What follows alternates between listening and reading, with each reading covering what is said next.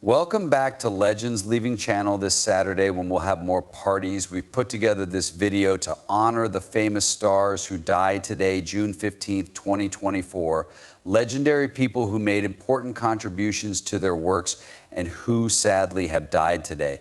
We're sorry for the family and friends lost. Peace out. First, though, we'd love it if you showed your love by liking this video and following the station by subscribing. We'll be discussing unfortunate updates regarding the actress Sophia Loren.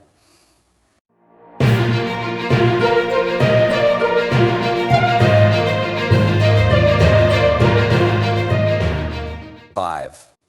William Henry Donaldson was a powerful American businessman who was born on June 2, 1931, and died on June 12, 2024.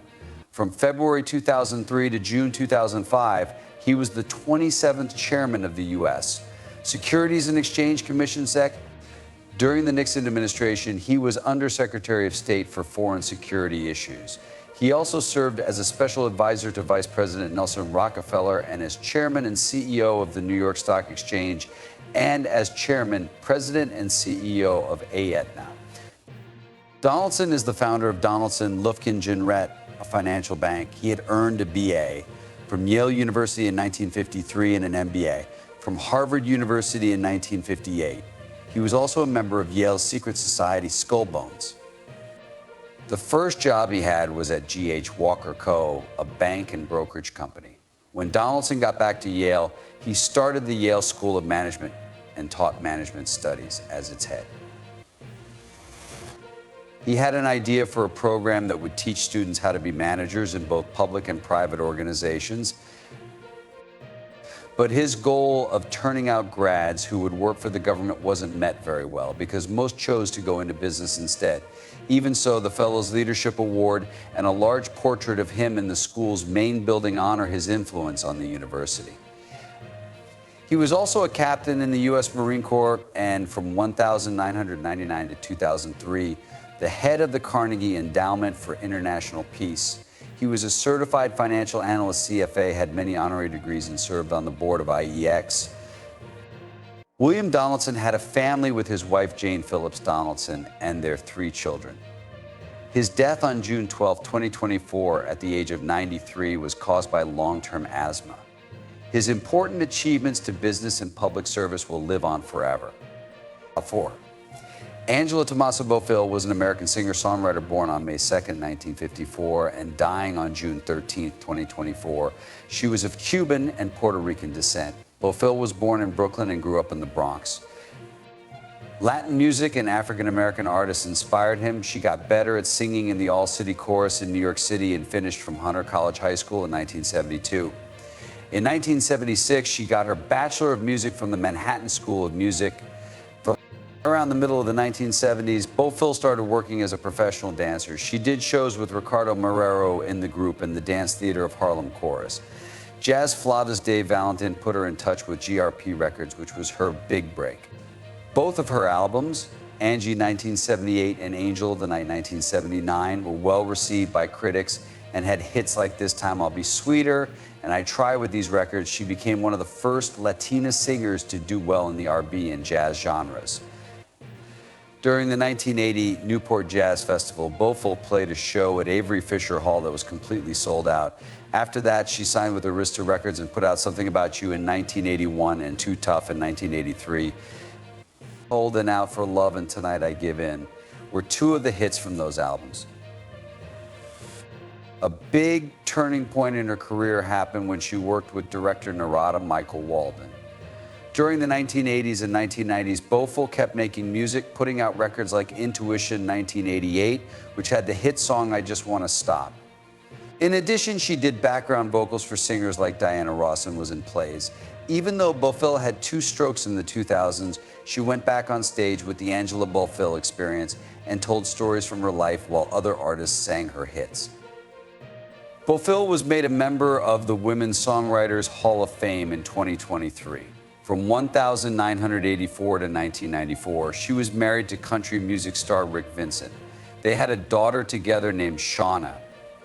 Angela Bofill died on June 13, 2024, after having problems from the stroke she had earlier.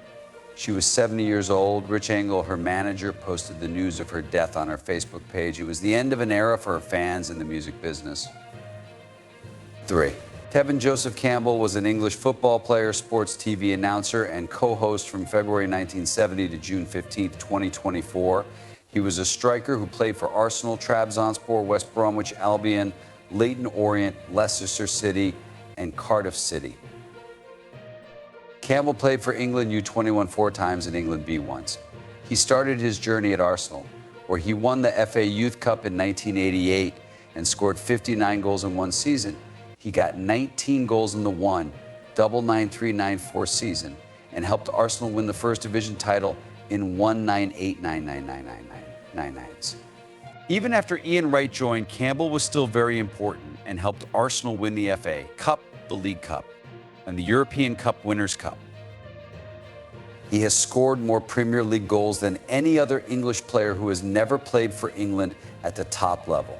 He ran the record label too wicked when he wasn't playing football. Tyrese, his son, played for Stoke City.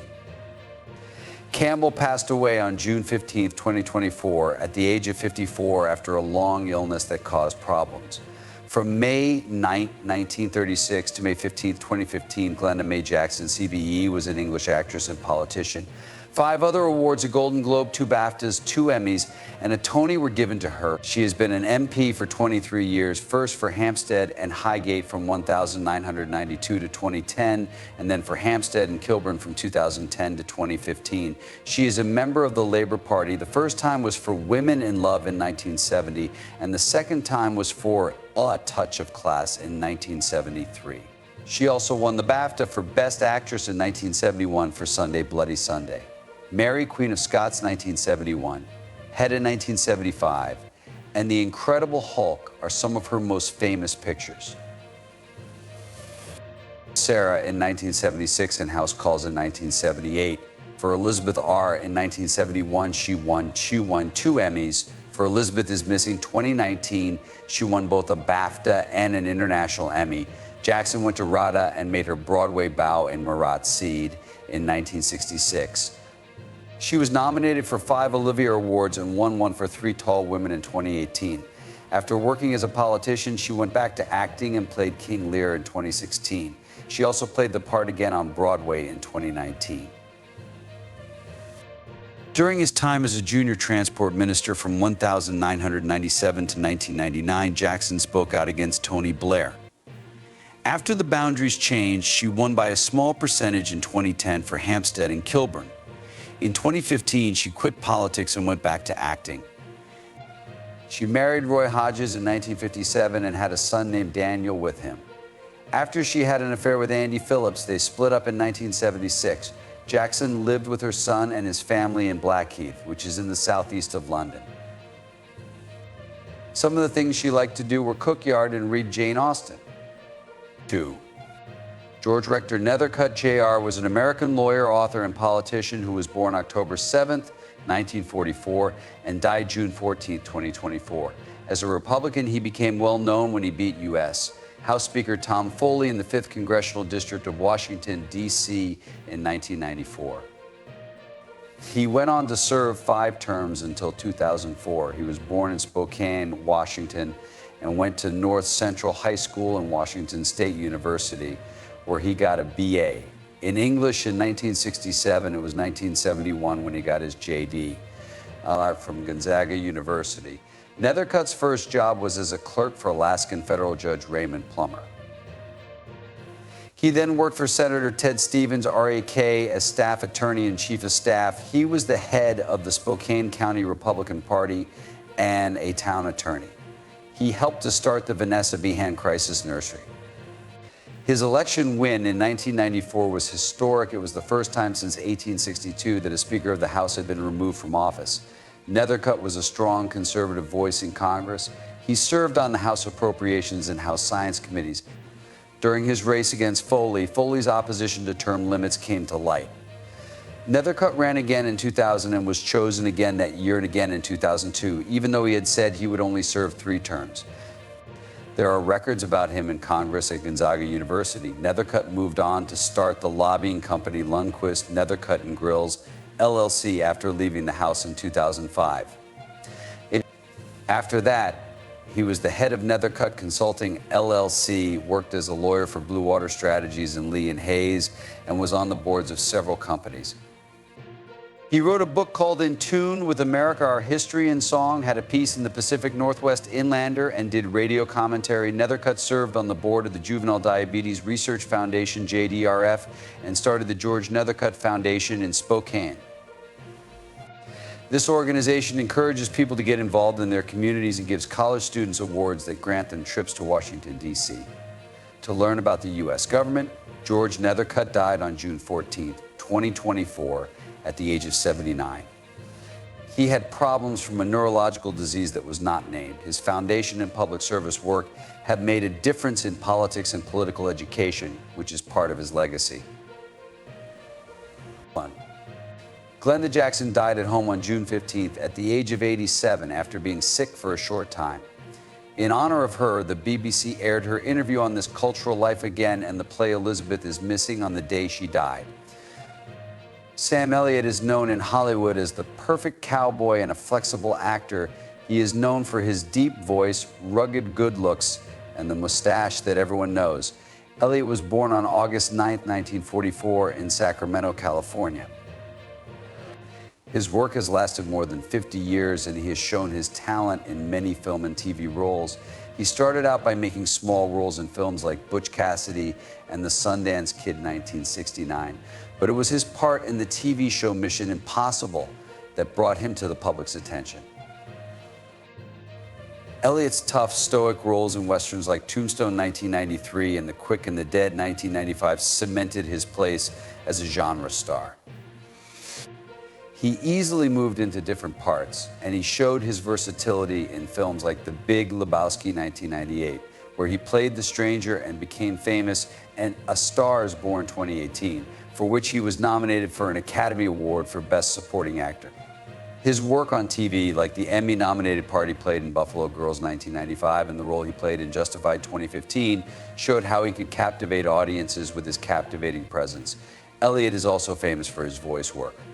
His unique tone has been used in ads, animated movies, and documentaries, making him a beloved figure in American culture. Sophia Loren is a famous actress around the world, and there was recently a fake rumor on Facebook that she had died. This death hoax spread quickly, making her fans sad and worried. The fake news was quickly disproved, but it showed how important it is to check facts before spreading them. Sophia Loren was born on September 20th, 1960 in Rome, Italy. She is one of the most famous actors in the world. When she started her work in the 1950s, she was known for how beautiful and talented she was. She was the first actress to win an Oscar for a movie not made in her own country. Her first win was for Two Women in 1962. Loren became even more famous as a movie star by working with famous directors like Federico Fellini and Vittorio De Sica. Sophia Loren's life is quieter now, but she still works on some projects and sometimes goes out in public. She still has the ease and charm that made her famous at age 89. She recently acted in the critically acclaimed movie The Life Ahead 2020, which was directed by her son, Eduardo Ponti. Using her fame to make the world a better place, she also stays active in charitable and humanitarian causes. This event on Facebook made us think of how important she is and how much she still affects her fans. Sophia Loren is not only living, but also very active. She shows that age doesn't matter if you are passionate and determined. Her work and personal life show how strong, talented, and graceful she is, and she is still an inspiration to many. Loren shows us all how to live our lives to the fullest by facing problems with grace and always changing herself. Her story reminds us to honor real legends while they are still alive, to value their memory, and to learn from the amazing lives they lived. And remember, always verify the truth of information before sharing it, especially when it comes to such impactful news. Social media can be a source of misinformation, but with a bit of caution, we can prevent the spread of unfounded rumors. Thank you for watching, and see you next time.